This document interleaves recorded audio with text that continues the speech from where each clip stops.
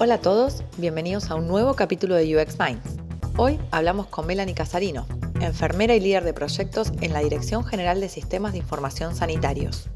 En esta charla con Santiago Bustelo nos explica desde su experiencia y conocimientos en el área la importancia de incorporar UX en los sistemas informáticos de salud. Los escuchamos. Hay una idea que tengo de que quienes vienen de áreas donde tenés que tratar con gente, que realmente entender lo que les pasa, entienden muchas cuestiones que hacen UX justamente de cómo tratar a la gente, sobre todo cuando lo que hacemos es diseñar cuestiones que después están mediadas con un artefacto, ¿sí? A la gente no la vemos, no vemos su reacción, que gente que viene de áreas tal vez más cercanas a tecnología o diseño. Y me quedo con esa idea, no sé si estoy diciendo pavadas o algo de tu experiencia que va en esa línea. Mira, yo creo que eso un poco tiene que ver justamente con las experiencias que como usuarios tuvimos con distintos sistemas o procesos o cosas que nos marcaron de manera tal que ahora cuando estamos en un rol en el que podemos hacer una mínima diferencia y aplicar cosas que mejoran las cosas, nos llaman mucho más la atención. Yo estuve trabajando mucho tiempo en un proyecto que era para enfermería y yo como enfermera la verdad es que necesitaba que tuviera usabilidad, o sea, necesitaba que ese diseño estuviera centrado en el usuario final, porque justamente me sentía reflejada un poco en eso. Sabía que si nos ponían algo que no tenía ni un poco de este tinte que le da UX, no lo iban a usar.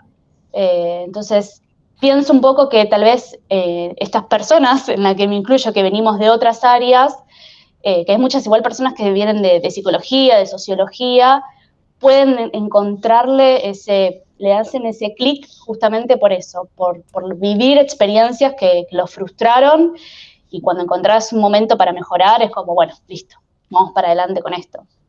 Creo que es una de las cosas que más nos atrae de eso. O sea, de ponerse en el lugar de uno mismo cuánto lo frustraron situaciones y decir, bueno, no quiero seguir perpetuando esto. Tal cual. Sí, sí, sí. Y ahí está el tema que yo veo que parece, se ha puesto de moda la empatía. Mi amigo José Ayona, amigo y colega, dice, tenemos que dejar de hablar de empatía por 2 años. Sí, pero al mismo tiempo es inevitable. Y Claro. más con los procesos que están relacionados con la salud.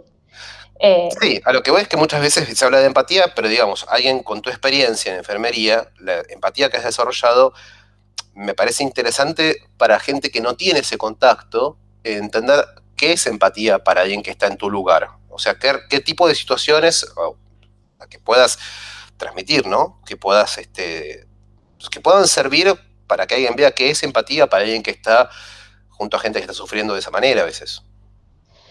Y a veces, más que empatía propiamente dicha, es facilitar. O sea, como que la empatía desde ese lado, me lo imagino, como de ese lado del camino. Porque está bien, vos estás diseñando un producto y no puedes poner empatía en el acto de enfermería, de cómo se va a sentir esa persona atendiendo a un paciente, o lo que sea. Pero sí de poder simplificarle, ¿no? De ponerse en el lugar de ese usuario final, como un enfermero o una enfermera, y pensar, bueno, esta persona va a tener que hacer 1.000.000 de cosas y encima se va a tener que bancar un montón de quilombos emocionales y cosas y sentimientos, qué sé yo. Bueno, por lo menos esto que le sea simple. Como, o que más que simple, que le sea fácil, que no le complique más la vida de lo que ya tiene complicada. Como, Hay un concepto en medicina que es primum non nocere, primero que nada no hacer daño, que tiene que ver un poco con lo que decís, ¿no? Que nosotros en UX no lo escuchamos, ese tipo de preceptos tan fuertes, que en medicina todavía se está viendo qué significa realmente a veces, qué significa no hacer daño, ¿no? Pero tal en cual. definitiva, cuando hablamos de usabilidad, muchas veces el primer escalón de la usabilidad es que no entorpecer. Sí, sí, justamente. Aparte, pasa también que si las cosas no están pensadas con esa simplificación o ese pequeño grano de empatía, justamente puedes terminar generando daño por el mal uso de los sistemas que tienen que usar esos profesionales de la salud, porque les generas más estrés, más carga laboral, descontento o frustración de, esto se me tila, esto no me sirve, tengo que hacer 1.000.000 de pasos para hacer algo tan fácil como registrar que le di un fármaco a un paciente. Entonces, sí. Y ahí hay otro tema que decís, Melanie, donde muchas veces se incorporan sistemas cuya función en realidad es más bien burocrática o administrativa que la facilitación de los procesos o de acercarse a lo que uno quiere hacer. O sea, ya que hacemos esto, le ponemos otro sistema y que registre un montón de cuestiones más por un tema de control, un tema cultural también, que entiendo que en la medicina existe una cultura basada en las jerarquías, ¿sí? Y que es también vos tenés otra mirada ahí, tal vez que la gente que está administrando o que está en la posición de médico de ese hacer lo que yo digo, porque, o las situaciones de esas que son imaginables por uno que no participa de ellas, ¿sí? Por el personaje del médico está el personaje de Doctor House, ¿no? El personaje del médico genio, que es una figura de ficción, donde los productores dijeron, ¿qué pasaría si un médico no tuviera ninguna empatía? ¿Sí? Claro. ¿Cómo sería eso? Por eso lo ponen contra otro tipo que se dedica a la oncología, de enfermos que ya no tienen salida. Entonces es el expuesto. Uno resuelve el problema, pero no la persona, no la atiende, y el otro contiene a la persona, pero no puede hacer mucho. ¿Sí? Es un recurso narrativo, pero no sé cuánto de eso sucede, o cuánto de eso ves, y cuánto de eso en salud, en informática, en salud, ves como un camino no necesariamente fácil, pero necesario. Sí, a ver, ese tipo de relaciones se perpetúan, se siguen perpetuando y siguen vigentes, lamentablemente. En más, menos medida o de formas distintas, pero sigue estando. El respeto por la jerarquía o la imposición por la jerarquía es una constante. Y en informática en salud yo lo noté con algunas diferencias en lo que es ponerle priorización o desarrollos para. Capaz desarrollos o cosas que podíamos pensar que podían servir más para el personal médico, salían más rápido o se dedicaban más recursos.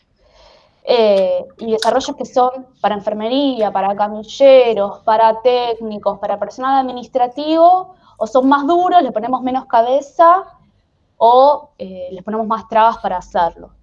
O simplemente no lo priorizamos, lo dejamos para, bueno, cuando tengamos tiempo. Digamos que no llegó el triage como concepto a esa área, ¿no? O el triage, la idea era, en vez de atender a los enfermos, en campo de batalla, ¿no? Por rango jerárquico, primero el general, ¿no? Y después va bajando al soldado, empezar por los que tenían, o sea, separar los que tenían problemas graves, de los que decís, bueno, flaco, se te va a ir, y no saturar el sistema. Primero el general y después el soldado llega y, bueno, está muerto. Claro. Y un poco lo que vos contás es donde ese proceso culturalmente ahora, antes era la Cruz Roja atendiendo heridos en batalla, y ahora esa cultura jerárquica está dentro de la medicina, de la estructura, y dentro de la medicina está faltando esa misma mirada hacia sus mismas demandas, hacia sus mismos pedidos. Exactamente, sí, tal cual. Inclusive también pensándolo desde el lado de los pacientes. Siempre lo que se prioriza son capaz desarrollos o procesos pensados primero para el administrativo, para justamente que todo esté bien facturado y que toda esa parte económica salga, después para los médicos, después para los otros profesionales, y alguna que otra institución empieza a hacer cosas para pacientes, pero cuesta mucho llegar a eso también. Nunca es la prioridad, porque también se tiene ese concepto de que el médico o la médica tiene el poder de la información del paciente y esa persona paciente no tiene por qué acceder a esto, no tiene por qué ver lo que yo escribo en la evolución de su estado de salud. No importa, no les mostremos esta información. O sí, pero recortémosla, ocultemos cosas.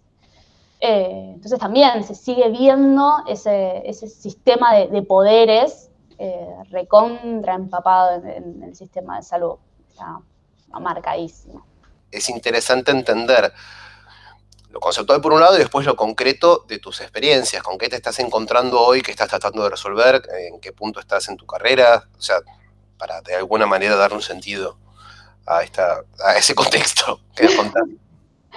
Bueno, Bueno, mira, yo terminé la licenciatura en enfermería y después hice la residencia de informática en salud en el Hospital Italiano, donde estuve 3 años formándome en esta disciplina que es como una mezcla entre informática y las cosas que corresponden a la atención de salud. Esa especialización, esa formación, ¿incorpora partes de UX en lo que es el programa o está vista más del lado técnico, ingenieril, entre comillas? Está incorporada dentro del programa. Ya te digo, otra vez no es algo que esté priorizado, capaz, queda siempre sujeto a tiempos y disponibilidad, pero en el Hospital Italiano sí, lo están incorporando como parte de la formación. De hecho, tenemos talleres, instancias como de perfeccionamiento y eso, y también se nos habilita la posibilidad de empezar a participar en lugares como, bueno, encuentros de diseño como nos conocimos nosotros cuando presenté el proyecto de identidad transgénero. Bueno, y como te decía, en mayo me recibí y empecé a trabajar ahora en la Dirección General de Sistemas de Información Sanitarios de Ciudad de Buenos Aires, que es una dirección que depende del Ministerio de Salud de Cava. Y ahí estoy trabajando con también la propia residencia que ellos tienen de sistemas de información y con bueno, toda la gerencia, con todo el equipo de la dirección de sistemas que tienen un área de desarrollo, un área de capacitación, comunicación. Tal vez en este espacio de trabajo cuesta un poco más el tema de aplicar UX o poder pensar los procesos con esa mirada, porque bueno, muchas veces los tiempos nos comen, las prioridades pasan por otro lado, entonces no tenemos tanto para dedicarle a eso. Sí está muy presente igual como idea, como disparador, como algo que hay que tener en cuenta. Esa cultura está bastante incorporada. Personalmente lo siento mucho más de parte de la residencia, ese tipo de solicitudes de, che, y acá podemos pensar un poquito cómo lo haríamos con UX. Y bueno, cuando tenemos tiempo le dedicamos y hacemos pruebitas con usuarios y todo. Pero bueno, también es algo que hace muy... Primero, como disciplina, es una disciplina joven en nuestro país. Y segundo, bueno, también aplicar UX en esta disciplina también es algo que está pasando desde hace muy poco. Entonces, bueno, nada, a veces hay que remar un poquito ahí para poder aplicar. Sí, tenemos muchas disciplinas jóvenes mezcladas, ¿no? O sea, informática en salud y UX y muchas otras, no sé si hay algunas más que me estoy perdiendo principales en este combo. El tema con esto es que hasta hace unos años era una disciplina solo pensada para profesionales de medicina y profesionales de enfermería. O sea, primero fue exclusivo de medicina, después de enfermería, y hará unos 3, 4 años que se empezó a incorporar profesionales tipo psicólogos, sociólogos, antropólogos, otros profesionales que son parte del acto de salud, que hasta ahora no estaban incorporados. Kinesiólogos, fonoaudiólogos, también otras disciplinas, ¿no? Y creo que a partir de esta incorporación de la interdisciplinariedad dentro de la disciplina es cuando se empiezan a disparar estas cosas más nuevas o pensar todo el sistema y los procesos desde otra mirada. Para mí fue clave que se empiecen a incorporar estas profesiones para justamente dar otra mirada dentro del sistema sanitario. Y también me acuerdo cuando hace unos años, no sé, 20, no sé cuántos, no sé, 10, 20 o más, pero no fue reciente, fue mientras teníamos conciencia, no es previo a nuestra generación, que cambió la definición de salud. Pasó de ser la ausencia de enfermedad a una definición que tiene que ver con otros valores, con bienestar, con una serie de cosas, con las cuales también quizás hasta se quede chico el sistema que tenemos que surge del siglo pasado. Completamente, sí. La OMS cambió la definición a un estado biopsicosocial de plenitud y eso te cambia completamente el enfoque con el que vos atendés a una persona. Tiene una mirada mucho más integral, que por supuesto por todavía falta y todavía el sistema no está preparado para eso, pero inclusive en Cava las solicitudes que empiezan a llegar o que ya vienen llegando desde hace unos años es poder hacer evoluciones conjuntas de un equipo de salud, registros de atenciones de trabajadores sociales, otro tipo de dinámicas que se expresan en el sistema de información, pero que son parte del sistema sanitario, que tal vez en otros lados no lo estamos viendo o no están siendo cubiertas. A ver, la realidad es que todo el sistema sanitario es muy biologicista y está muy enfocado a la atención médico-enfermería, y esta sigue siendo una deuda poder incorporar bien todas las otras expresiones del acto de salud. Me quedo pensando, ¿no? Porque esa visión biologicista, que también tiene que ver con un reduccionismo del siglo, no sé, XIX, no sé muy bien en qué momento es característico, que nos venimos arrastrando, también tiene que ver con la mirada de los sistemas como problemas más bien técnicos, entre comillas, más que humanos. Sí, sí, tal cual. Pienso que los sistemas técnicos, además, nada, con esta cosa tan binaria también, ¿no? Del 1 y el 0 en su base, como que de alguna manera va un poco de la mano con esa mirada biologicista, bueno, es esto y es lo que hay y tiene esta forma y no puedo salir de acá. No puedo contemplar todo lo demás. Siempre pienso que las cosas, cuando hay que programarlas o cuando hay que pensarlas, mismo cuando uno piensa un proceso, un protocolo, todo es, si tal cosa, puedo hacer esta cosa. Si tal otra, solo puedo hacer otra. Todo es verdadero, falso, sí, no, todo es muy duro. Y en salud todo es gris, todo es un matiz. Entonces, tener tanta restricción genera que esto que te decía antes, mucha frustración. ¿Y cómo metemos la compasión ahí en el medio de eso? Es súper difícil. Yo fui usuaria de la misma historia clínica que después tuve que trabajar desde el lado de residente. O sea, yo fui primero en el hospital italiano, trabajé como enfermera de piso y a los años entré a la residencia. Entonces, claro, yo odiaba esa historia de salud. Me tenía que sentar y escribir después de haber atendido a 10 pacientes, que se te muera uno, que tengas al otro en paro, crisis, crisis, crisis, y de repente tenía que sentarme a marcar sí, sí, sí, no, no, no, bla, bla, bla. Era como, ¿puede alguien sacarme esto? De hecho, siempre rememoro lo mismo, pero una de las medidas de fuerza que tomábamos con mis compañeras en ese momento, cuando estábamos súper cargadas, era no registrar en la historia de salud, no usar los sistemas. Era como, bueno, vos querés que yo atienda a todas estas personas, que las atienda con calidad, que les dé bolilla, que las cuide, bueno, no te registro acá. Cuando en realidad también es parte del acto, ¿no? Pero sucede esto, los sistemas terminan siendo tan duros y tan poco compasivos que no podemos mezclar todo o unir todas las partes de ese acto de salud. Y ahí tenés la falta de compasión con la persona que está atendiendo y los pacientes. Tal cual, tal cual. Sí, sí, sí.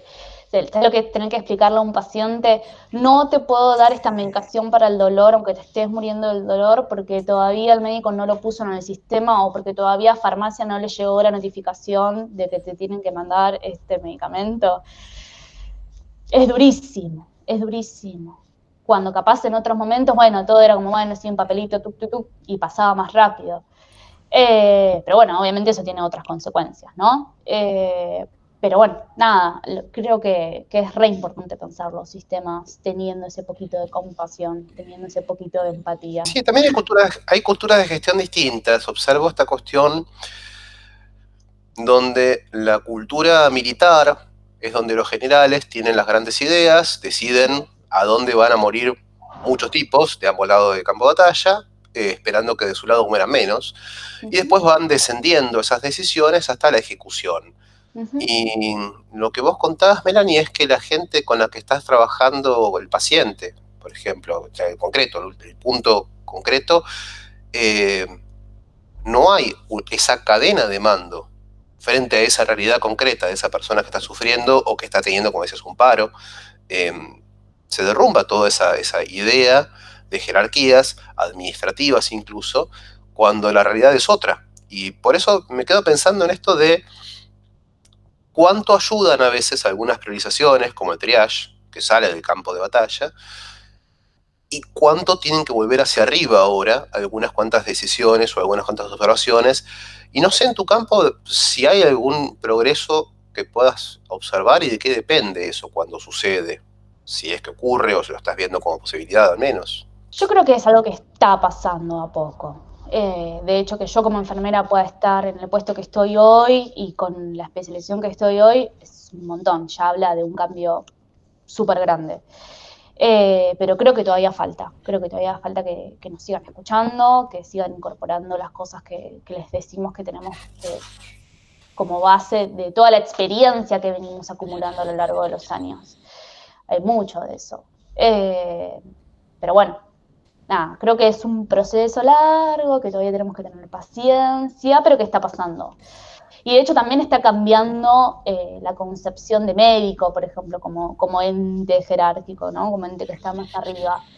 Se está rompiendo un poco esa formalidad y esa estructura que vienen heredando. Lo interesante de lo que contás, ¿no? Que está cambiando la posición del médico también de sus pacientes. Me acuerdo hace unos años donde un médico me dice directamente lo que yo tengo, me dice que lo busque en internet, pues es lo que todo el mundo hace. El tipo ya está podrido. Y claro, entonces pasó de ser la relación con el paciente, donde el médico le contaba al paciente y tenía su atención, el médico era la autoridad, a que ve su autoridad desafiada por pacientes que dudan o que vienen con un, entre comillas, diagnóstico, porque lo vieron en internet, ¿sí? Y es interesante porque son estas transformaciones producto de lo que sabemos hace años, por lo que Marc Andreessen, el de Netscape, había dicho esto, el software se está comiendo el mundo, y ya se lo comió y lo está masticando ahora. Sí. No, con el acceso a la información que tenemos y todo eso hizo que cambien las dinámicas un montón. Inclusive en el hospital italiano hace un par de años, creo que ya está, o un año, se implementó algo que le llaman portal de internados, que es que mientras vos estás internado puedes ir viendo tus resultados de laboratorio, las cosas que van saliendo de tu estado de internación, y el terror que había. A ver, los profesionales de salud tenían miedo porque, claro, vos le das al paciente o a la persona un estado de control sobre sí mismo, que es tremendo, que les rompe toda esa estructura de poder. Entonces, bueno, empezar a jugar con ese empoderamiento de las personas sobre su estado de salud, su estado de enfermedad, qué cosas están pasando, hace que se vaya quebrando aún más este modelo médico hegemónico tan estructurado y tan jerarquizado. Y lo que contás me deja pensando, donde pasa lo mismo con el teletrabajo. Donde el teletrabajo estoy viendo que ahora, impulsado por la pandemia, está muy resistido aún, donde es una necesidad, justamente por esa cuestión de, por ejemplo, si no los estoy mirando, no sé si están trabajando. Y de alguna manera es lo mismo, ¿no? Si yo le ofrezco información, no sé qué va a hacer con ella. Mejor que yo se lo diga y vea qué cara pone. ¿Cómo está resultando? ¿Cómo resultó en su momento ese cambio que me contás de donde los pacientes podían ver los propios resultados de sus propios análisis, o lo que fuere, ¿no? No pasó nada, no se prendió fuego nada, nadie hizo escándalo por nada, y creo que hasta cierto punto hasta ayudó, porque por ejemplo ahora incorporaron la posibilidad de que el propio paciente reporte su nivel de dolor, sin que tenga que ir la enfermera a golpearle la puerta, che, ¿cuánto dolor tenés ahora? Y que después esa persona lo registre. Sino que hasta eso, se generaron situaciones de trabajo colaborativo. Entonces, el paciente, la persona, es parte también de su equipo de salud. Y a mí en lo personal eso me parece hermoso, me parece que es la panacea, que la persona pueda hacerse cargo también de su situación y aportar y comentar cómo se está sintiendo y todo. A mí me parece fantástico. Y está demostrado, hay bastantes papers en internet y todo sobre el tema del compartir las notas de salud y que siempre está este miedo. No, porque ahora la persona va a saber lo que yo escribí. Y después hasta se generan situaciones en las que, al contrario, los profesionales empiezan a escribir con mayor claridad qué es lo que está pasando, el resto del equipo de salud comienza a comprender mejor qué era lo que se estaba intentando comunicar. Termina siendo beneficioso. Entonces me parece que es algo del miedo de perder ese poder, que es lo que los ata. Pero una vez que lo pierden, no pasa nada malo. Y en cierta forma, Melanie, coincide con el miedo que tienen muchas veces las áreas de marketing, que están acostumbradas a tener el control de la comunicación sin feedback, ¿no? O sea, comunican, entre comillas. Yo creo que comunicar depende. depende de las dos partes. Comunicar, una cosa es decir, otra cosa es comunicar, ¿no? Pero al margen, quienes tienen un control en la comunicación, muchas veces vemos que están presentando muchísima ansiedad o también ingeniería, etcétera, frente a prácticas que hoy por hoy ya deberían estar más que instaladas, como sesiones con usuarios, etcétera, porque creen ahí que van a pasar cosas terribles. Sí, se genera una cosa de, no, pero ¿cómo se van a tomar esto? No, y mirá si nos tiran abajo todo. Yo siempre pienso, si nos tiran abajo todo, mejor, porque significa que pensamos todo mal, que los deberíamos haber incluido desde un principio.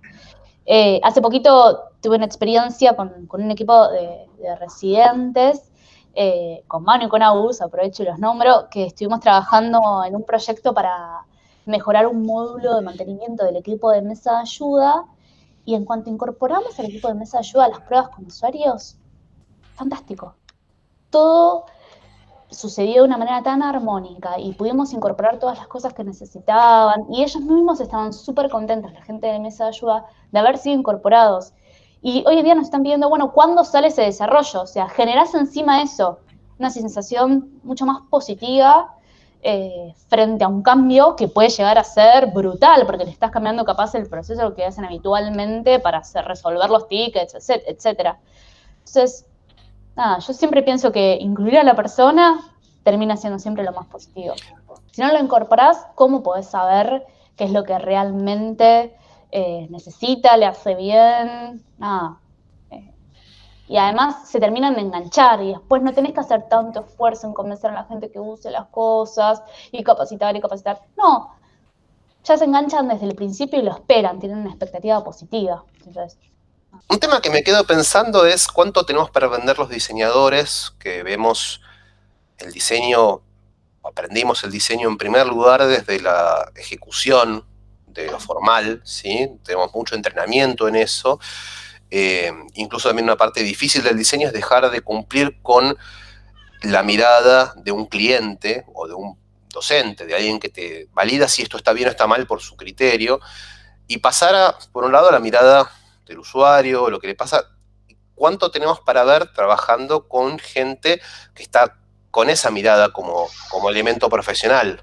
Sí, mira, un poco lo que pienso sobre esto que mencionás es que es clave el trabajo en equipo. A ver, los diseñadores, diseñadoras, como vos decís, tienen toda esa expertise técnica, tienen toda esta formación que hace que puedan diseñar un montón y sepan un montón sobre esta parte bien dura y bien técnica, pero creo que es clave que se unan con las personas que podamos hacer de eso. Porque si bien ustedes pueden conocer mucho, bueno, con la mejor, simplificando un montón, perdónenme, pero digo, cuál es la mejor tipografía, la mejor distribución de las cosas, la jerarquía, etcétera, pero siempre está bueno conocer un poco más qué es lo que hay atrás de ese proceso. Hay un concepto que es el de deuda técnica, ¿sí? Si yo tomo una deuda, es porque soy responsable de que en algún momento la voy a pagar. Y con cada cosa que a veces no ahondamos o no validamos o no hay tiempo, hay una cuestión con esto de esa duda de sufrimiento, de que del otro lado va a sufrir alguien. Es muy difícil siempre ponerse en los zapatos de la otra persona, ¿no? Es muy difícil lograr esa empatía total por todo, por cualquier tipo de usuario al que vayamos a encarar. Es la típica, no hagas lo que no te gustaría que te hagan. Como que tener esa premisa siempre en mente me parece importante para justamente evitar el sufrimiento. En salud capaz eso se sensibiliza más, es mucho más choqueante o tiene un nervio un poco más sensible, porque justamente somos todas personas que estamos como naturalmente estresadas, como es parte de la labor diaria. Es siempre una cuestión de estrés constante. Entonces, pongámonos en los zapatos de esa persona, pongámonos también en nuestro propio lugar de no quiero hacer algo que no me gustaría que me hagan, y contemos con esas personas como parte del equipo, escuchémoslas un poquito más. También creo, Melanie, porque nosotros estamos construyendo sistemas que son rígidos. Entonces, cuando los sistemas eran flexibles, ¿sí? No había informática, digamos, en definitiva, había un espacio humano que se pierde constantemente porque cada vez que avanzamos en nuestras decisiones de diseño, de tecnología, de lo que fuere, los campos que fuere, estamos cristalizando cada vez más la realidad y estamos produciendo la realidad que nosotros creemos y haciendo que se perpetúe o que entre en conflicto con la realidad de delante de la pantalla. Tal cual. Sí, sí, sí. A nosotros lo que nos pasó con identidad de género es eso. El sistema no te permitía poner más que femenino masculino como el DNI y eso terminaba excluyendo a un montón de personas. Se generan situaciones en las que la persona se tiene que operar y no quiere operarse porque no le aparece su nombre en la pulsera, y me parece completamente válido. Como el nombre, pues, digo, si es una pulsera que se escribe con una virome, listo, sacamos otra, pero no, viene de un sistema, todo viene de un proceso y todo tiene un porqué de alguien que tomó una decisión que está en otro piso. Que le falta esa visión, esa empatía, esa compasión, digo, esa mirada del otro. Sí, son cosas tan fáciles, tan sencillas, pero que los sistemas son tan rígidos que nos limitan en un montón de cosas. Que son cositas muy chiquititas para cambiar, pero que tienen un impacto enorme. Un nombre para un sistema es una serie de letras, pero para la persona es la palabra más importante en el mundo es su propio nombre. Y cómo estamos todavía tratando de resolver algo que técnicamente es tan simple y tan importante a nivel humano. Sí, y ahí es cuando me parece que es clave poder tener la visión de los sistemas diseñados con interacción con usuarios. Creo que lo que decís también me cierra con que es la mayor nobleza de cualquier disciplina. O sea, si hay una disciplina noble, es las disciplinas que tienen que ver con la salud, con el cuidado de la vida. Y cada tanto tenemos que volver a escuchar a los profesionales de salud para reconocer en esas cuestiones que vos decís la nobleza que toda disciplina, o la nuestra, por ejemplo, puede tener. Sí, tal cual. El rol que ustedes pueden tener en esto es hermoso y es re grande y es re noble. Digo, tienen esa posibilidad de incorporar su visión a través de la experiencia de usuario y creo que eso enriquece muchísimo. Bueno, Melanie, muchísimas gracias. Gracias.